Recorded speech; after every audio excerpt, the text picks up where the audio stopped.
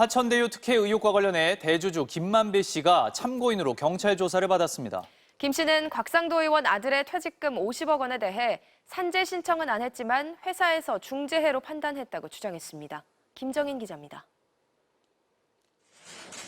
어젯밤 10시 반쯤 서울 용산경찰서 자산관리사 화천대유의 대주주 김만배 씨가 12시간의 경찰 조사를 마친 뒤 귀가했습니다.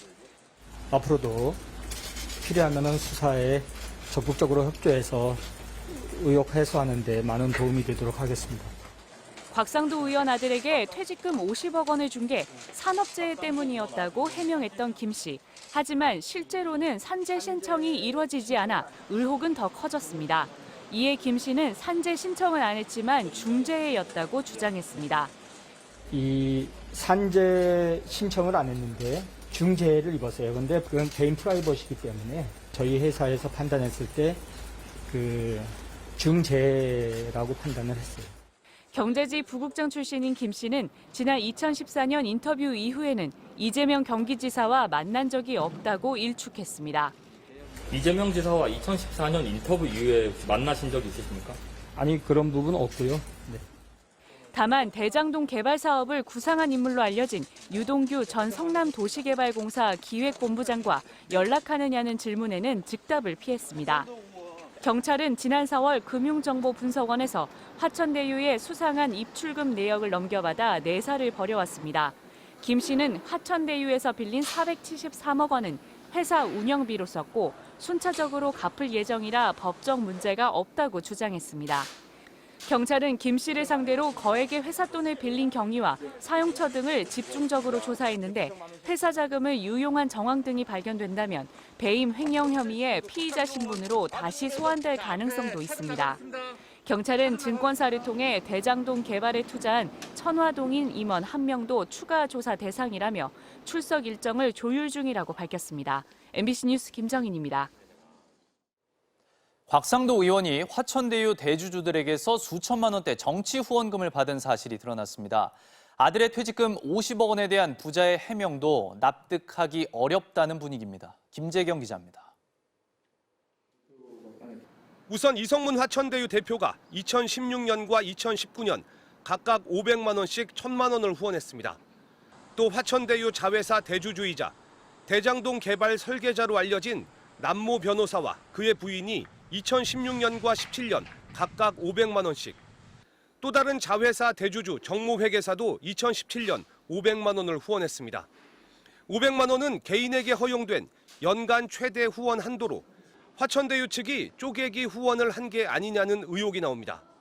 곽상도 의원 아들이 퇴직금 50억 원을 받은 경위도 여전히 의문투성입니다.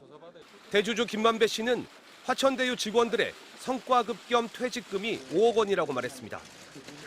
여러 가지 의혹과 억측이 있는데 이제 저희는 기본이 퇴직금이 한 5억 정도로 책정이 돼 있는데요. 곽 씨도 작년 6월 5억 성과급 계약을 맺었다고 했는데 올해 3월 퇴사 직전 조건이 갑자기 50억 원으로 바뀌었습니다. 업계에선 성과급을 계약한 지 1년도 안 돼 액수를 10배나 늘려 다시 계약하는 건 있을 수 없는 일이라는 반응이 나옵니다. 김만배 씨는 곽 씨의 산업재해 때문이라고 주장했지만 지난 5년간 화천대유에서 산재를 신청한 사례는 확인되지 않았습니다. 아무리 돈을 많이 벌었다 해도 화천대유가 50억 원의 퇴직금을 집행한 사례도 없습니다. 화천대유가 직원들의 퇴직에 대비해 잡아둔 퇴직급여 충당 부채도 지난해 14억 원, 2019년엔 11억 원 수준으로 곽 의원 아들에게 지급된 액수에는 크게 미달합니다. 이 때문에 정치권에선 국민의힘조차 곽상도 부자의 해명을 믿지 못하는 분위기입니다. MBC 뉴스 김재경입니다. 코로나19 신규 확진자는 오늘도 2,000명대로 예상됩니다. 확산세가 좀처럼 나아지지 않고 있는데 취재기자를 연결해 상황 알아보겠습니다. 김하영 기자, 밤사이 집계된 수치부터 정리해 주시죠. 네, 일단 어젯밤 9시까지 전국에서 집계된 코로나19 신규 확진자가 1,916명입니다. 휴일 검사 건수가 줄어들면서 전날 같은 시간과 비교해서는 400명가량 적게 나온 건데요. 하지만 화요일 발표 확진자 기준으로 따지면 중간 집계로도 이미 역대 최고치입니다. 직전 최다 기록은 지난주로 1,729명이 나왔는데요. 밤 9시까지 파악된 중간 집계만으로도 벌써 요일 기준 최다치를 경신한 겁니다. 지역별로 따져보면요. 서울 672명, 경기 557명 등 수도권이 70.6%로 나타났고 비수도권도 30%에 이르렀습니다. 오늘 오전에 발표되는 공식 수치는 여기에 자정까지 나온 확진자가 추가되는데요. 이렇게 되면 최종 확진자 수는 2,000명대에 이를 가능성이 높습니다. 비수도권 환자의 비율도 증가하고 있군요. 이 병상 부족도 우려되는 상황인데 정부가 대비를 하고 있습니까? 네, 어제도 코로나19 신규 확진자 중에 비수도권 확진자 비율이 30%에 육박했는데요. 연휴 기간 수도권에서 비수도권으로의 이동 효과가 나타나기 시작한 걸로 보입니다. 정부는 하루 확진자가 2~3천 명대에서 계속 급증하면 1~2주 정도의 시차를 두고 위중증 환자도 증가할 수 있다고 봤습니다. 그래서 효율적인 병상 운영을 위해 코로나19 환자 입원 기간을 10일에서 7일로 단축하는 방안을 권고했는데요. 무증상이거나 경증의 환자라면 생활치료센터 등에 입소 뒤 7일 후 퇴원하도록 하도록 했습니다. 그리고 이후에는 3일 동안 집에서 자가격리를 하며 경과를 관찰하는 방식입니다.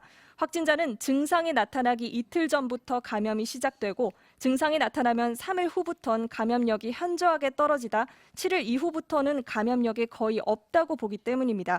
다만 밀접 접촉자의 자가격리 기간은 현행대로 2주 그대로 유지됩니다. 밀접 접촉자는 격리 기간에 전염력이 높은 확진자가 될 가능성이 크기 때문에 확진자보다 더 장기간 격리할 필요가 있다는 게 정부의 설명입니다. 지금까지 보도국에서 MBC 뉴스 김아영입니다.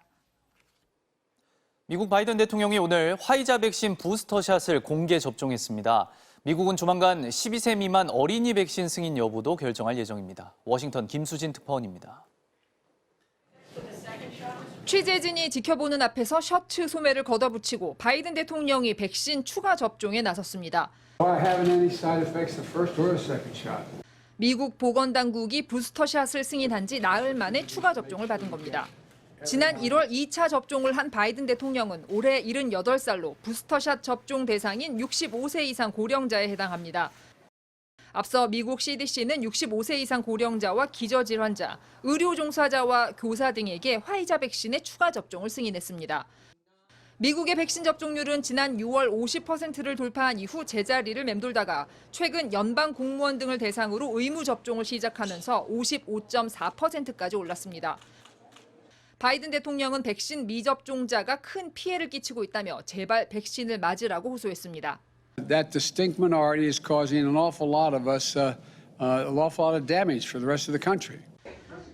12세 미만 아동에 대한 백신 승인 여부도 조만간 결정될 전망입니다. 화이자 측은 5세에서 11세 사이 아동에게도 백신이 안전하다며 며칠 내로 자료를 제출할 예정인데 전문가들은 FDA가 10월 말까지 승인 여부를 결론 내릴 것으로 보고 있습니다. As soon as they get submitted to the FDA, I know the FDA is urgently planning to review these data. 미국 소아과학회에 따르면 미국 코로나 신규 확진자의 4분의 1이 17세 이하의 청소년과 어린이들입니다. 백신 접종률이 높아지고 어린이들에게도 접종이 시작되면 추수감사절 무렵인 11월 말에는 코로나 확산이 잠잠해질 거란 기대가 조심스럽게 나오고 있습니다. 워싱턴에서 MBC 뉴스 김수진입니다. 화천대유 직원이던 박영수 특검의 딸이 화천대유 소유의 아파트를 분양받은 것으로 확인됐습니다. 아파트 시세는 벌써 수억 원이 올랐고 퇴직금도 최소 5억 원 이상 받을 예정입니다. 임상재 기자입니다. 경기도 성남시 대장동의 한 아파트 단지. 개발 특혜 의혹을 받고 있는 화천대유가 직접 시행을 맡아 분양한 단지입니다. 그런데 화천대유에서 일했던 박영수 전 국정농단 특별검사의 딸이 지난 6월 20평형대인 이 아파트 한 채를 분양받았습니다. 박 전 특검 딸은 7억여 원을 냈는데 석 달 뒤인 9월 같은 단지 같은 평형 아파트는 11억 원에 거래됐습니다. 감정가는 15억 정도, 14억 5천 이렇게 나왔다고 하더라고요. 판교잖아요. 위치가 좋잖아요. 박영수 전 특검 측은 법령에 따라 회사가 정한 가격으로 정상 분양받았다며 가격을 낮추는 등 특혜는 없었고 기존 주택을 팔아 대금을 냈다고 밝혔습니다. 특히 대금 미납이나 계약 해지에 따른 자녀 세대가 남은 아파트였고 추가 입주자 공고 같은 공개된 절차를 통해 누구나 청약할 수 있었다고 강조했습니다. 박영수 전 특검은 지난 2016년 4월부터 특검에 임명된 11월까지 8달 동안 일주일에 2차례씩 화천대유에 출근하며 고문 변호사로 활동했습니다. 회계사인 박 전 특검의 딸 역시 아버지가 고문으로 일했던 2016년 8월 시점에 아버지 추천으로 화천대유에 입사했습니다. 장기간 법조계를 출입한 경력을 가진 경제지 부국장 출신 김만배 씨가 박 전 특검에게 고문 변호사를 맡긴 데 이어 딸까지 채용한 겁니다.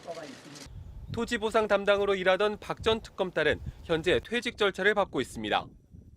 화천대유 측은 퇴직금이 확정되지 않았지만 성과급 성격의 5억 원에 근무 연수에 따라 산정된 퇴직 금액이 더해질 거라고 밝혔습니다.